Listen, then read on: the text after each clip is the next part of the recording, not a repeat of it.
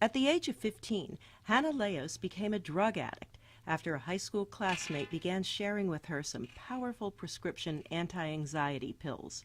Benzodiazepines, Valium, Xanax, Klonopin, lorazepam. These drugs can be found in the medicine cabinets of many American homes. So can opioid painkillers. Teenagers in growing numbers have been using their parents' prescription drugs to get high. They're prescribed them, they get them filled, and they just sit there. They sit there for a long time. So the kids can take them all. Pharmacists like David Von Driesch are aware of the problem. You hear about people, they had their grandson, granddaughter come visit, and then they're running short and refilling it early, and they're not sure what happened. At a joint press conference Tuesday, federal health officials and representatives from drug enforcement agencies announced the Obama administration's new National Prescription Drug Abuse Plan, the first comprehensive federal plan for controlling the intentional misuse of these doctor-authorized medications. It includes retraining 1 million doctors on proper prescription practices, creating databases to track prescription painkillers and other controlled drugs, educating the public about the danger of prescription drug abuse, and stepping up law enforcement. Gil Kierlikowski is President Obama's National Drug Policy Director.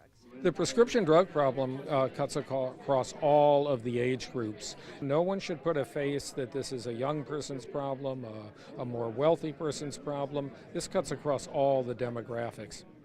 Hannah Leos went to jail after she was caught writing her own prescriptions, but she's alive and recovering from her addiction. Rich Perry died of a prescription drug overdose at the age of 21. His addiction started in high school. Perry's parents, Karen and Rich Perry, support the administration's plan for prescription drugs.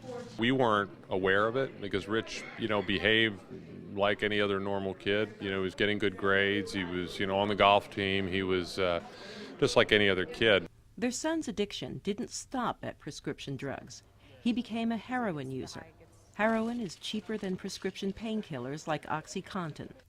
The Perrys put him in a treatment program, but addiction is a disease in which relapse is almost normal. But each time they get that education and they go into the treatment, they get a clearer understanding of, what's needed, what the signs to look for, how to prevent it.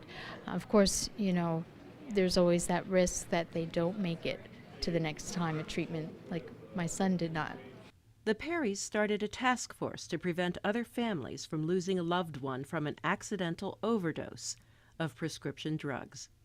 Carol Pearson, VOA News.